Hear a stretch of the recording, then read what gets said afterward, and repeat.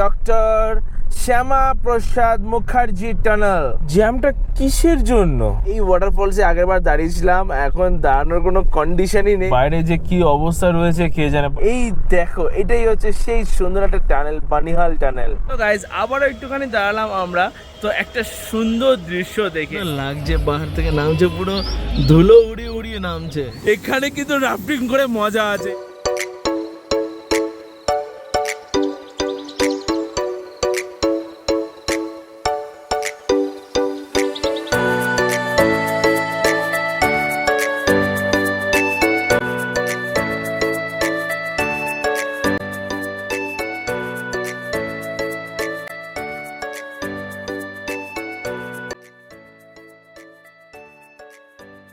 Good morning guys, welcome to my channel. আমি শুভ্র। তো আবারও চলে এসেছি লাদাখ ট্রিপের একটা নতুন এপিসোড নিয়ে। তো আজকে আমরা যাচ্ছি কিন্তু শ্রীনগর কিংবা পেহেলগাম। দেখা যাক কোথায় যাওয়া যায়। এখন আমরা রয়েছি কাটরা থেকে অনেকটা এগিয়ে, 10 থেকে 12 কিলোমিটার আগে রয়েছি।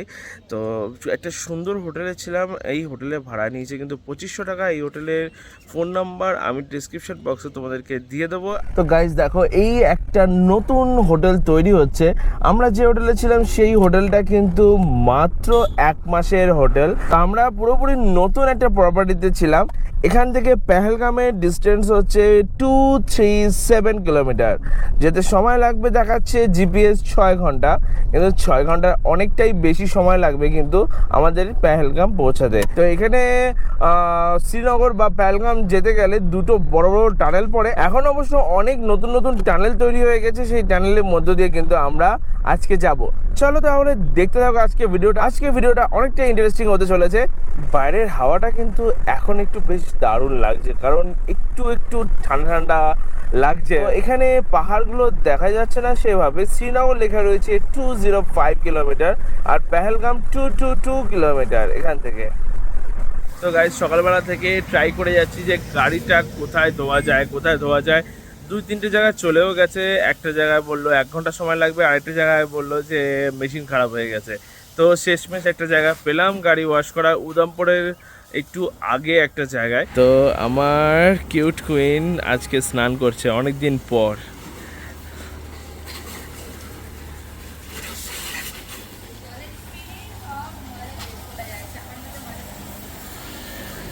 সো গাইজ আমরা এসে গেছি এখন উদমপুর। এই দেখো লেখা রয়েছে কিন্তু উদমপুর রেলওয়ে স্টেশন। ডান দিকে চলে গেলে কিন্তু তোমরা চলে যাবে উদমপুর রেলওয়ে স্টেশন। তো গাইজ আমরা দেখে ফেলেছি লের সাইনবোর্ড। লে এখান থেকে কিন্তু 616 কিলোমিটার বাকি রয়েছে, অনেকটাই দূর।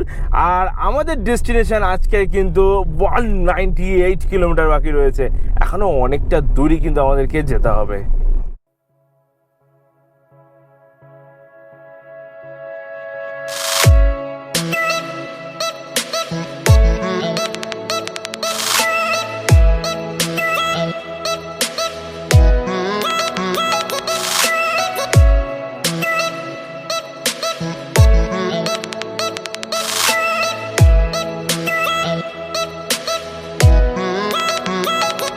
সো গাইজ চেনানি এসে গেছে। এখান থেকে Senani 1 kilometre, Banihal 71 kilometre, Srinagar 164 kilometre.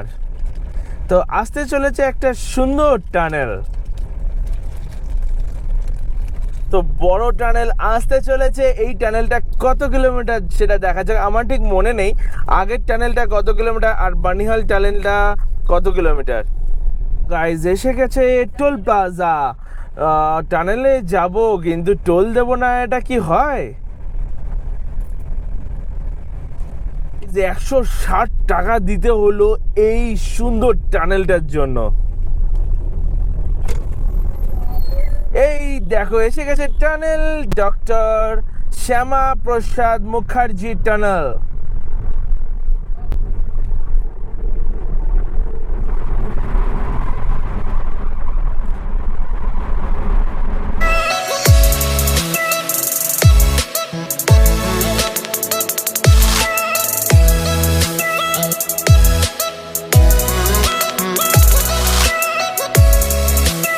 তো গাইস 6 কিলোমিটার কিন্তু হয়ে গেছে এই টানেলের মধ্যে। ও বাবা, অনেকক্ষণ পরে ওই পাশ দিয়ে একটা বাইক আসতে দেখলাম।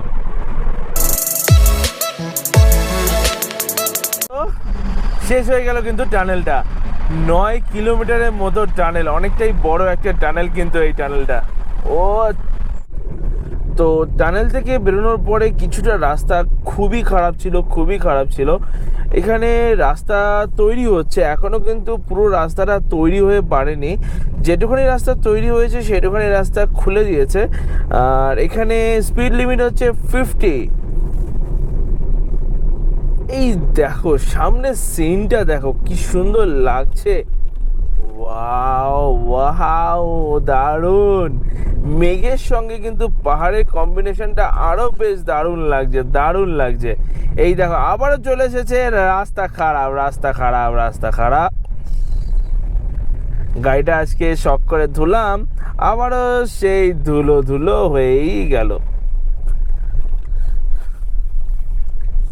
বাবা এই লরিতে কি বেরোচ্ছে ভাই, আমার মনে হয় এই রাস্তায় ধস নেমেছিল বা কিছু একটা হয়েছিল। বাবা ব্যালিনোটা কি চড়ে যাচ্ছে।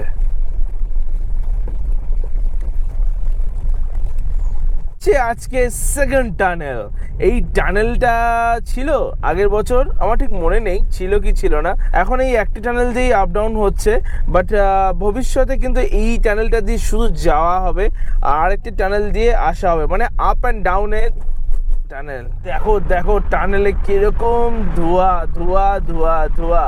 গাড়ির ধোঁয়া। টানেলটা বেশ বড়ই। তো এই টানেলটাও কিন্তু বেশ খানিকটা রয়েছে, কিন্তু কতটা রয়েছে সেটা জানা নেই। দেখি গাড়ি কত কিলোমিটার বলে।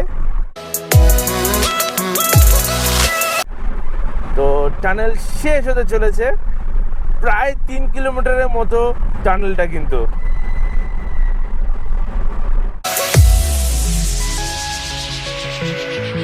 সো গাইজ এসে গেছে কিন্তু নদী।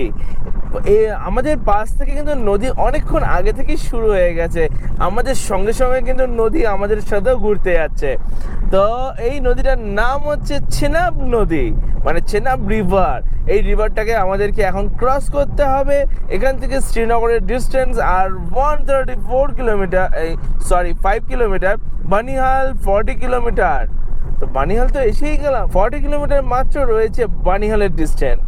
তো গাইজ আবারও চলে আসলো খারাপ রাস্তা, বাপরে। তো বেশিরভাগ রাস্তাটা তৈরি হয়ে গেছে, কিছু জায়গায় খারাপ রয়েছে। আবার কিছু গাড়িটা আজকে ধুলাম আর গাড়িটা আজকেই কাদা হতে হলো। এখানে কোনো বৃষ্টি নেই, কিচ্ছু নেই, কিন্তু এত কাদা কেন রাস্তায়। এই দেখো টানেল তৈরি হচ্ছে, এই টানেলের জন্যই রাস্তাটা খারাপ রয়েছে। টানেলটা তৈরি হয়ে গেলে কিন্তু রাস্তাটা আবারও ভালো হয়ে যাবে।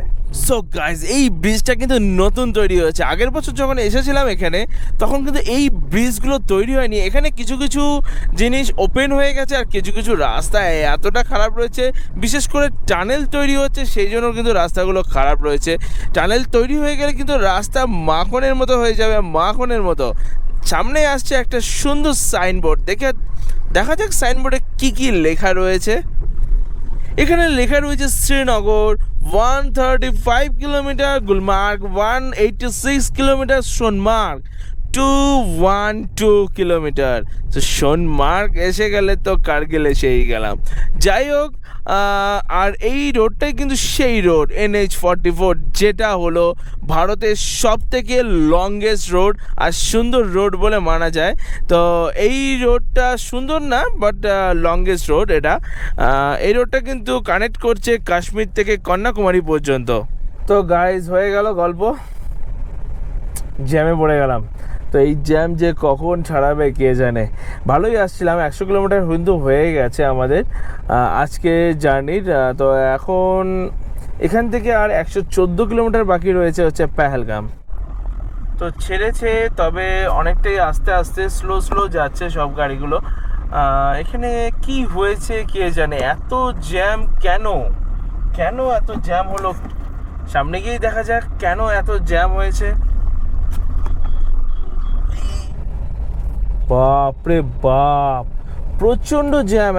এখনো প্রচুর জ্যাম রয়েছে। জ্যামটা কিসের জন্য? এত সুন্দর একটা রাস্তা তৈরি করে দিয়েছে, তারপরও জ্যাম হওয়ার কথা তো না এখানে। আরে ট্রাকগুলো কি করছে, কেন এদিকে চেপে আসছে?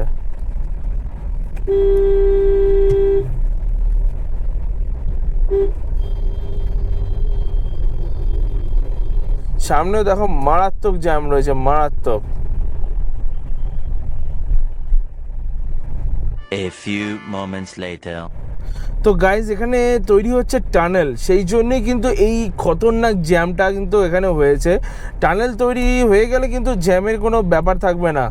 তো কবে তৈরি হবে সেই অপেক্ষায় রইলাম কিন্তু আমরা, যে টানেল কবে তৈরি হবে। সো গাইজ রাস্তা দেখো ইয়ার, রাস্তাটা দেখো। এই দেখো ছোটো মাস্তান, কালকে এই ছোটো মাস্তানের জন্য কিন্তু আমরা ঠিকঠাক করে খেতেও পারিনি, রান্নাও করতে পারিনি। আর সামনের রোডটা একবার দেখো।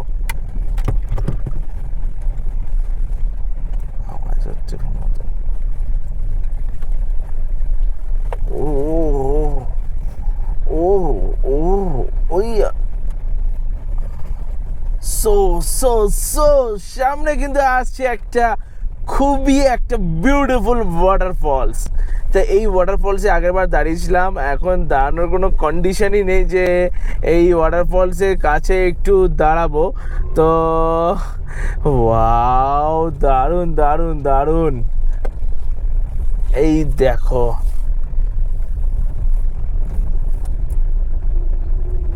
গাইজ, এই জায়গাটা দেখো কতটা সুন্দর লাগছে। ও জাস্ট দারুণ দারুণ দারুণ। এখান থেকে কিন্তু দূরে একটা ওয়াটারফলস দেখা যাচ্ছে, যেটা ক্যামেরায় হয়তো ক্যাপচার করতে পারবো না। তো জ্যামটা ছেড়েও দিল, সেই জন্য তোমাদেরকে দেখাতে পারলাম না, হলে ফোন থেকে জুম করে তোমাদেরকে দেখাতাম। চলো। সো গাইজ আবার একটু দাঁড়ালাম, এতক্ষণ অফরোডিং করে কষ্ট হয়ে গেছে প্রচুর। তো সেই জন্য একটুখানি ব্রেক নিয়ে নিলাম। এই জায়গাটা ধুলো আছে, কিন্তু তা ওই সামনে যে জায়গাগুলো ছিল তার তুলনায় অনেকটাই কম। আর এই যে দৃশ্যটা, এই রিভারটাকে দেখে কিন্তু আরও বেশি করে দাঁড়ালাম। রিভারটার নাম হচ্ছে চেনাব রিভার। তো একবার দেখে নাও রিভারটাকে। তো গাইজ দেখো নদীটা জাস্ট পাগলামি দেখো। যদি এখন হতো বর্ষাকাল তাহলে কিন্তু এই জায়গাটা কিন্তু দারুণ লাগতো। ওই দিকটা অতটা মেঘলা ওয়েদার ছিল না, বাট এই দিকটা পুরোপুরি মেঘলা হয়ে গেছে। মেঘলা ওয়েদার হলে একদম বেকার হয়ে যাবে, কারণ ঠিকঠাক করে দেখা যাবে না।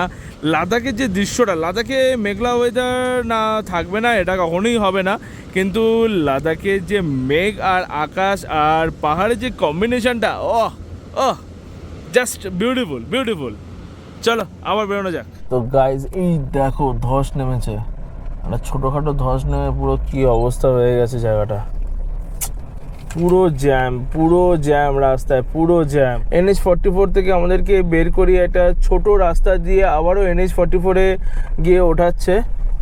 রাস্তাটা ইয়ার নিচে না লেগে যায় গাড়ির, বাবারে গাড়ি পুরো তো হেলে গেল রে ভাই।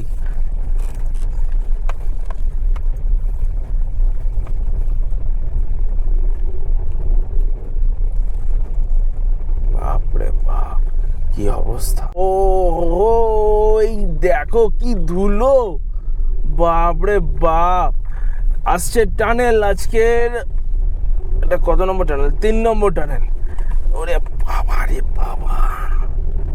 তো আজকের 3 নম্বর টানেল আসতে চলেছে। এই দেখো টানেলের মধ্যেও কিন্তু জ্যাম, কিছু বলার নেই। আর এটা হচ্ছে এটা একদমই নতুন টানেল। তো টানেলের মধ্যে জ্যাম হলে সেটা মানা যায় না, তো কিছু করার নেই, জ্যাম হলে কি করার আছে আর।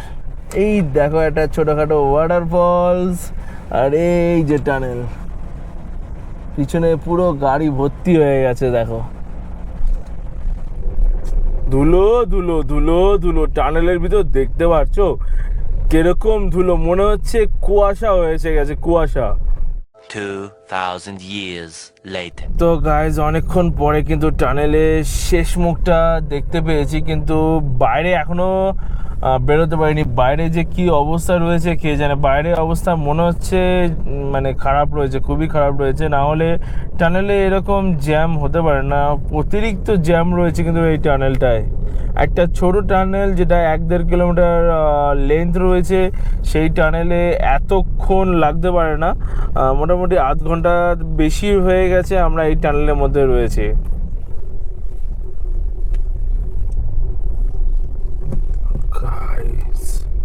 রাস্তার অবস্থাটা দেখো, রাস্তার কন্ডিশন কি অবস্থা। কোন দিকে যেতে হবে? গাইজ আমি বুঝেই গেছিলাম যে এরকমটাই হতে চলেছে আমাদের সাথে। রাস্তা প্রচণ্ড খারাপ, প্রচণ্ড খারাপ এই জায়গাটা। কি অবস্থা এই জায়গাটা, কি অবস্থা গাইজ, রাস্তার অবস্থাটা দেখো, কত বড় গর্ত।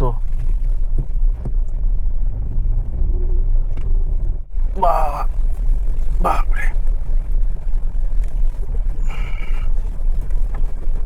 বিরাট খারাপ রাস্তা, বিরাট।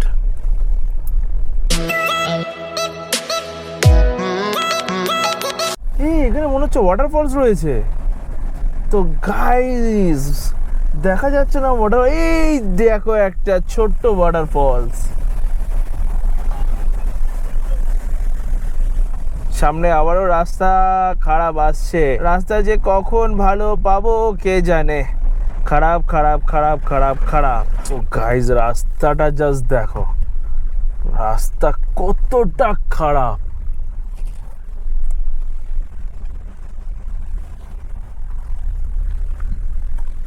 আবারও জ্যাম, আবারও জ্যাম। এখন 3:14 বেজে গেছে। যদি রাস্তা ক্লিয়ার থাকতো আমরা এতক্ষণে কিন্তু পেহেলগাম পৌঁছে যেতাম, কিন্তু কিছু করার নেই, এতটাই খারাপ রাস্তা যে আমরা ঠিকঠাক করে যেতেই পারছি না।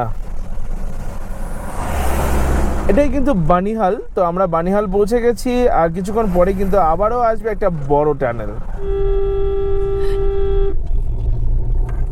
তো উঠেই গেলাম বড় রাস্তায়। এটাই হচ্ছে সেই NH44। কিছুক্ষণ আগে NH44কে ছেড়ে আমরা কিন্তু আবার উঠে বললাম NH44-এ। এখন উপর থেকে কিন্তু সেই ফেমাস ট্রেনটা যায়, যে ট্রেনটা যায় হচ্ছে বরফের মধ্য দিয়ে বানিহাল থেকে শ্রীনগর যাওয়ার সময়। তো এই যে পাহাড়গুলো রয়েছে, এই পাহাড়গুলোতে কিন্তু পুরো বরফ দেখা যায় যদি শীতকালে তোমরা আসো। জানুয়ারি ফেব্রুয়ারি মাসে কিন্তু এই জায়গায় পুরো পুরো পুরো বরফ থাকে। তো কিছুক্ষণ পরে কিন্তু চলে আসবে সেই সুন্দর টানেলটা, বানিহাল টানেল, যেটা হচ্ছে আমার পছন্দের একটা টানেল। তো আমার তো অনেক টানেলই পছন্দ, অটাল টানেল সবারই পছন্দের একটা টানেল, তো আমারও। আর এখানেও দুটো বড় বড় টানেল রয়েছে। একটা টানেল তো পার করে চলে এসেছি, আরেকটা টানেল আসছে যার নাম হচ্ছে বানিহাল টানেল। আমার ডান দিকে দেখো লাইনটা, দেখো গাইজ লাইনটা, বাপরে বাপরে বাপ। সকাল থেকে আমরা কিন্তু এরকম লাইনেই ফেসেছিলাম, তো ঠিকঠাক করে যেতে পারছিলাম না। অনেকক্ষণ পরে রাস্তা ক্লিয়ার পেয়েছি আর ভালোভাবে যেতে পারছি। এসে গেছে টোল প্লাজা। এই টোল প্লাজাও কিন্তু দিতে হবে অনেকগুলো টাকা, 155 টাকা দিতে হবে এই টোল প্লাজাতে। বাপরে বাপ, জাস্ট সিনটা দেখো গাইস, সিনটা ওফ, দারুণ দারুণ। আর তার সঙ্গে ঠান্ডা ঠান্ডা হাওয়াটা কিন্তু আরো বেশ দারুণ লাগছে। এখন টেম্পারেচার অনেকটাই ডাউন হয়ে গেছে, গরম আমাদের শেষ হয়ে গেছে 10 দিনের জন্য। তো এখন হচ্ছে শুধু ঠান্ডা ঠান্ডা ঠান্ডা। ও আশপাশটা দেখো, আর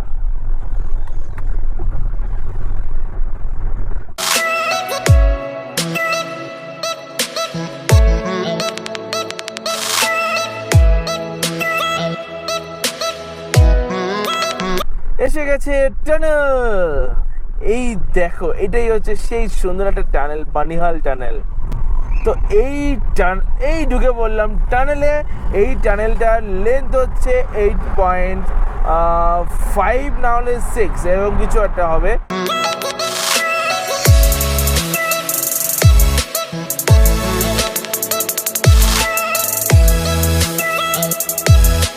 তো টানেল শেষ হতে চলেছে, এসেই গেছে টানেলের মুখ। তো ভাবছি টানেল থেকে বেরিয়ে একটু দাঁড়াবো, দাঁড়িয়ে ছবি টবি তুলবো, দেখা যাক দাঁড়ানো যায় কিনা।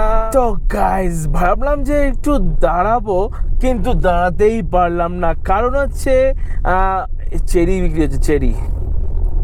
তো দাঁড়াতে পারলাম না এই কারণে যে বাইরে বেরোনোর সঙ্গে সঙ্গে দেখলাম উল্টো দিকে পুরো ট্রাক দাঁড়িয়ে আছে। তো দাঁড়িয়ে কি করব, এখান থেকে কিন্তু বরফের দেখা পেয়ে গেছি আমরা।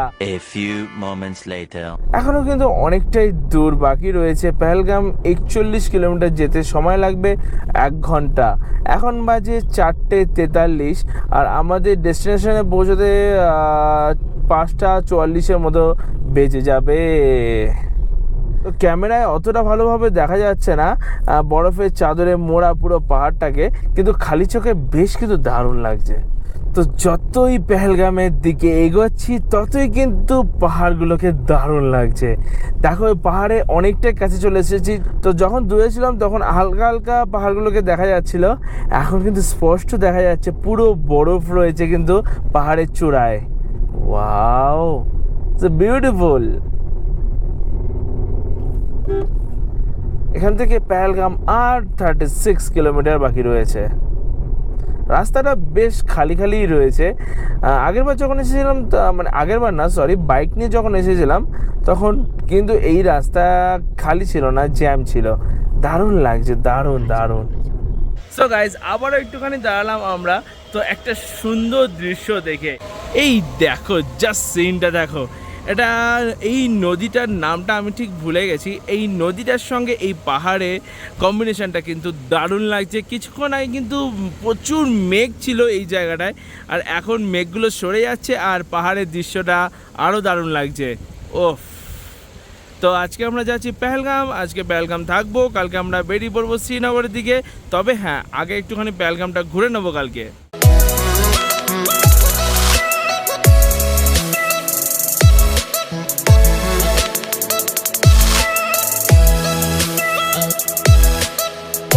এই জায়গাটা দেখো, এই জায়গাটা দেখে আবার একটু দাঁড়ালাম। তো এই দাঁড়াতে দাঁড়াতেই যাব, আর মাত্র বাকি রয়েছে 27 কিলোমিটার। 27 কিলোমিটার যেতে কিন্তু আমার প্রায় 1 ঘন্টা সময় লেগে যাবে। এই দৃশ্যটা দেখে না দাঁড়িয়ে আর কি করে থাকা যায়। উফ, দারুণ দারুণ। যদি চূড়াটায় আরেকটু বরফ থাকতো না, অসাধারণ লাগতো। শীতকালে একবার না একবার আসতেই হবে এই জায়গায়। শীতকালে আসলে তো এখানে পুরোটাই বরফ পাবো, পুরোটাই। কি অসাধারণ জায়গা, বেকায়দার জায়গা লাগছে। তো এসে গেছি পেহেলগাম, লেখা রয়েছে welcome to Pahalgam. So guys আবারও একটুখানি দাঁড়ালাম কিন্তু এখানে। তো এই পেহেলগাম আসার পথে কিন্তু 4বার দাঁড়ালাম এই নিয়ে। তো মেন রোড থেকে যখন আমি পেহেলগামের রাস্তায় ঢুকে পড়েছি, তারপর থেকে কিন্তু 4বার দাঁড়িয়ে পড়েছি আমরা। আর এই জায়গাটা একবার দেখে নাও, দারুণ লাগছে কিন্তু জায়গাটা। এমনি এমনি দাঁড়ায় তো, জায়গাটা একবার দেখো, অসাধারণ জায়গা। তার উপরে এই নদীটা, ও অমায়িক লাগছে। এই নদীটার নাম কিন্তু ঝেলম রিভার। শীতকালে যদি এখানে আসতাম তাহলে হয়তো এই পুরো পাহাড়গুলোতে বরফ পেতাম, সেটা কিন্তু আলাদাই একটা দৃশ্য। ওয়াও, কি সুন্দর লাগছে। পাহাড় থেকে নামছে, পুরো ধুলো উড়িয়ে উড়িয়ে নামছে, পুরো একদম লাইন ধরে যাচ্ছে। ওয়াও, আমরা পেহেলগাম এসেই গেছি। তো এটাই হচ্ছে পেহেলগামের টোল। মিউনিসিপ্যালিটি কমিউনিটি পেহেলগাম মিউনিসিপ্যালিটির তরফ থেকে এই টোলটা নেওয়া হয়। তো আমরা এসে গেছি পেহেলগাম, আর এই জায়গাটা দেখো, অমায়িক লাগছে। জাস্ট মানে কিছু বলার নেই, কিছু বলার জাস্ট ভাষা পাচ্ছি না, এতটাই সুন্দর লাগছে জায়গাটা। এই জায়গাটার নাম আমি তোমাদেরকে ঠিক বলতে পারছি না, তার কারণ হচ্ছে আমার ফোনে কোনো নেটওয়ার্ক নেই। 26 তারিখে আগে আমার ফোনে কোনো নেটওয়ার্ক থাকবেও না, তো বিনা ফোনে রয়েছি। তো এটাও কিন্তু একটা অন্যরকমের অ্যাডভেঞ্চার। আর এই দেখো বরফের পাহাড় দেখা যাচ্ছে, এই দেখো পুরো বরফ। শুধু এদিকেই না, এ পাশটাও দেখো, এ পাশটাও দেখো, এ পাশটাও কিন্তু অসাধারণ লাগছে দেখতে। ও, দিস ইজ বিউটিফুল।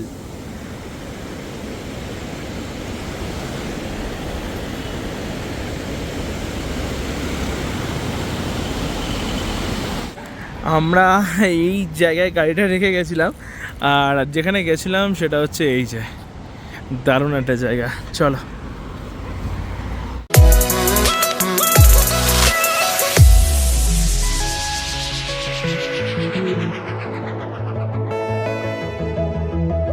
তো গাইস জায়গাটা দেখো ইয়ার, দারুণ লাগছে, দারুণ। একদিকে কিন্তু সুন্দর একটা নদী, আরেকদিকে সোজা তাকালেই দেখা যাচ্ছে বরফের চাদরে মোড়া পাহাড়, আরেকদিকে তাকালেই কিন্তু দেখা যাচ্ছে জঙ্গল। এই দেখো একদম পাশে রয়েছে কিন্তু পাহাড়টা, এটা কিন্তু বেশি দূর নেই পাহাড়টা, কমসে কম 20 থেকে 30 কিলোমিটার দূরে গেলে কিন্তু এই বরফটা পাওয়া যাবে। তো গাইজ দেখো এই কাশ্মীরে বা লাদাখ এইসব জায়গায় গেলে কিন্তু এরকম সুন্দর সুন্দর ভেড়া আর ছাগলের পাল দেখা যায়, কি সুন্দর লাগছে এদেরকে।